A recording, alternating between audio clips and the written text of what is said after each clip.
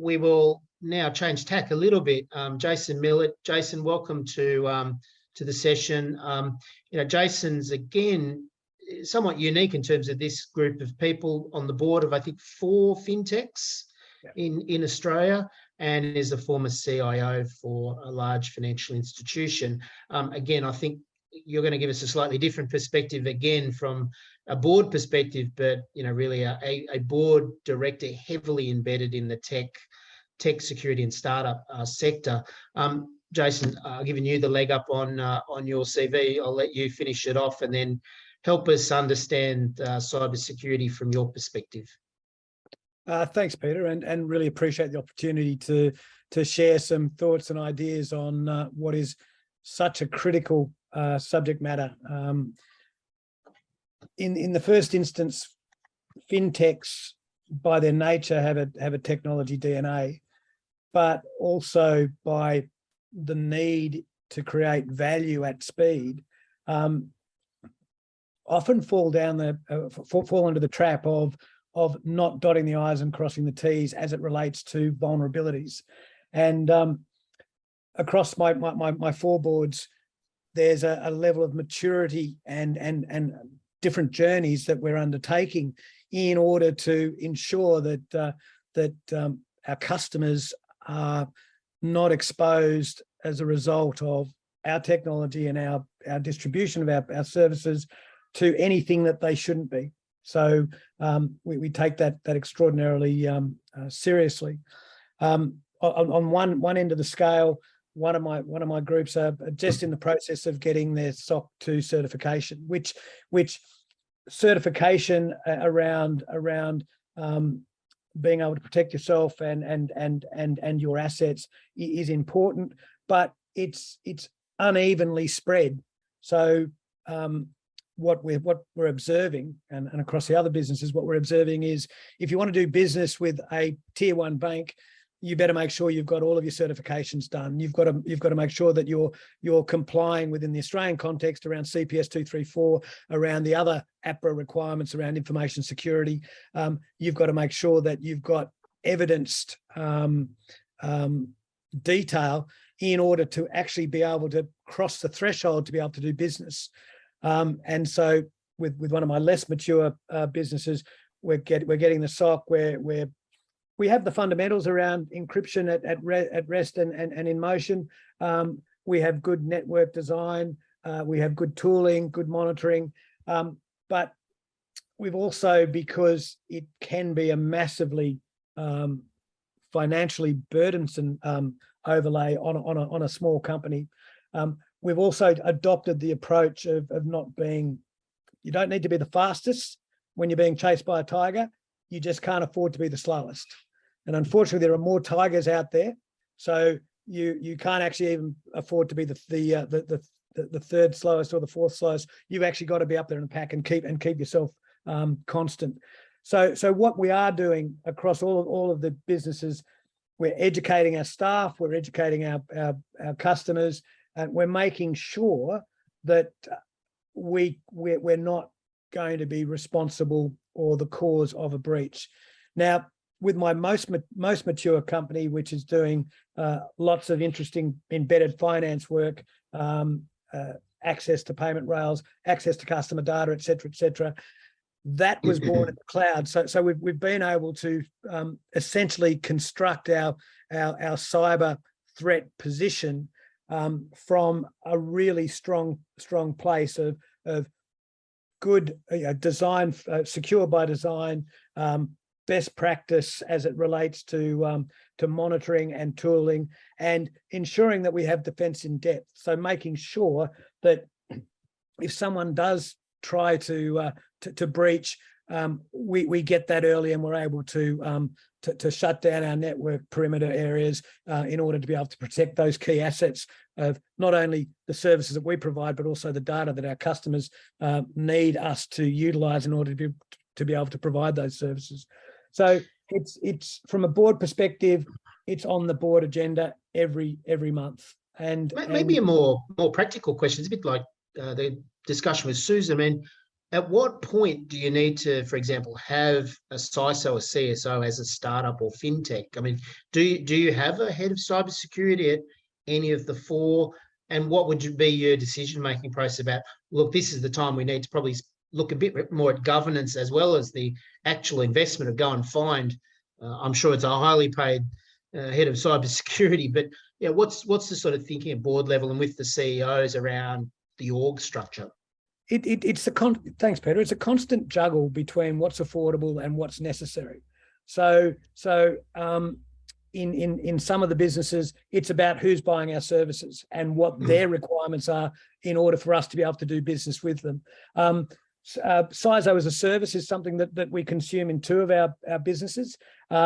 We also, in the most mature, we have a dedicated security operations center that really does position us really strongly on our perimeter about keeping safe. The chief information officer and CTOs of each of these companies do report to the board on a regular basis. In fact, at every board meeting. And security and cyber is, especially in Australia, given the mishaps that we've had in the last sort of 6 months that have been very public, it's been very front of mind. And the board has actually done, with one of my boards, has done a deep dive on our whole security topography and how we're actually managing, on how the teams are actually managing, because you know, the board managing cyber probably is more about an oversight and making sure it's being done as opposed to actually doing it. But you know, it's been quite interesting to see, as we've been able to afford bringing on services, the way in which that's been done based on the recommendation of the CISO as a service and the providers of our SOC services. But also with this most mature one, we do have our certifications that actually demand that we're actually doing this on a regular basis and ensuring that the controls are in place to make sure that our assets and our customers' assets are safe. But it's a constant thing, and we have people looking at this 24/7 and making sure that we're not vulnerable.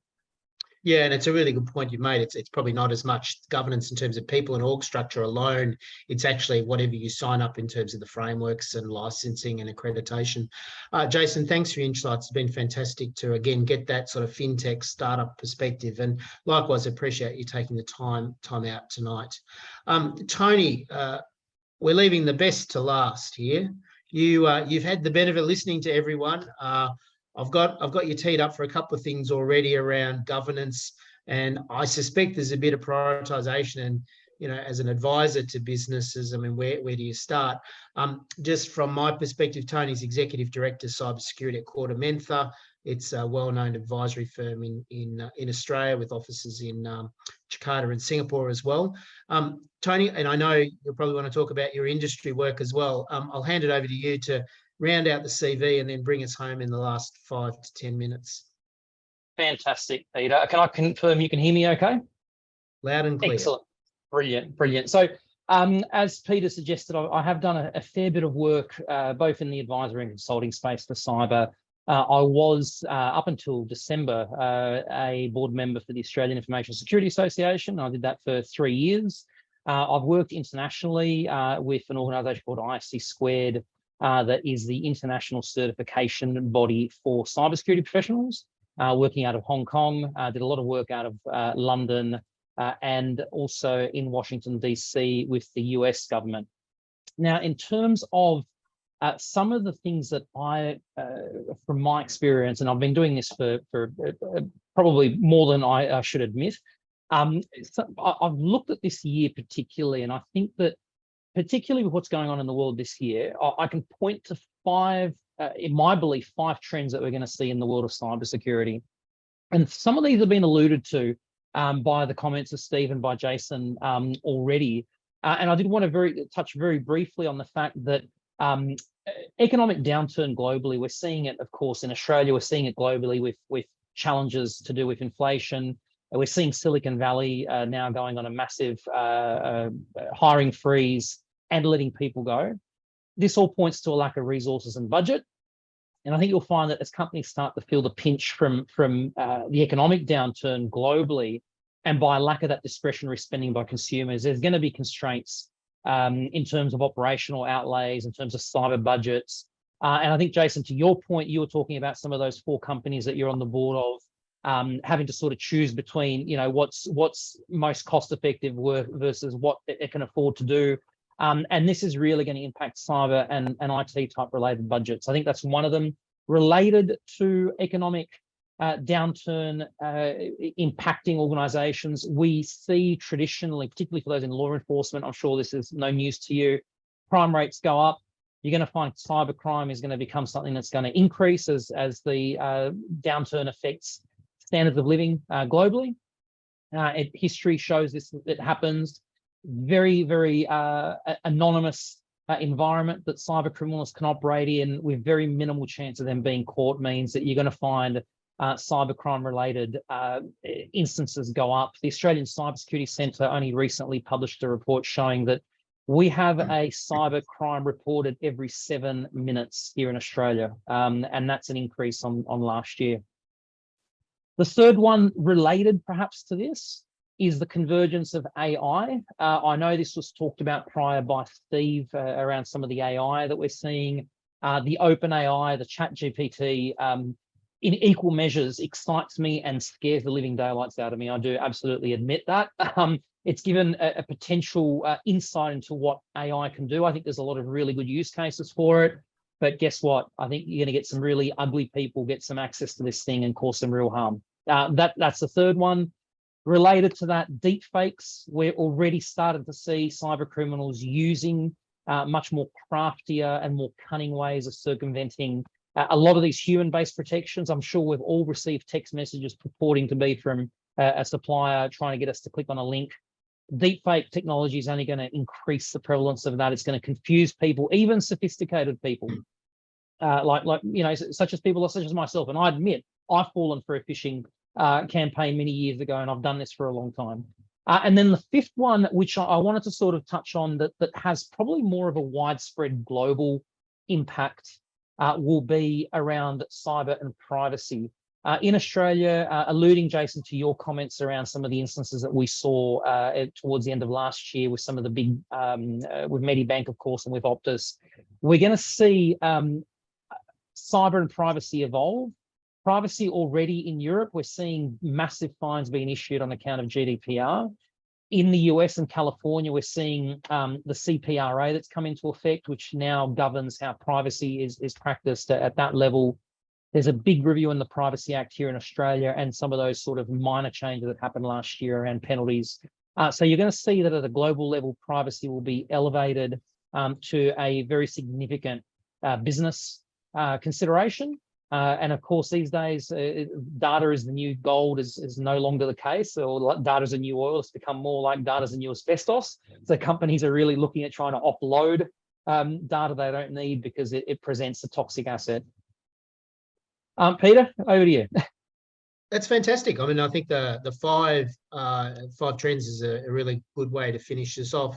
Maybe just on that question of prioritisation and your advice to corporations, particularly the medium-sized ones. Again, I think if you went and talked to a board and talked about AI is double-edged sword, I mean, they'd be spinning, I suspect, at some of these companies. But, what's your advice around prioritisation and where the areas of focus should be for boards and for, security professionals this year? Completely. Thanks, Peter. I think that purely it comes down to a risk conversation. I very surprisingly, when I speak with boards and senior management, talk to them about cyber risk being any other business risk that they're dealing with on a day-to-day basis. It's no different in nature. What is different is how you treat that risk.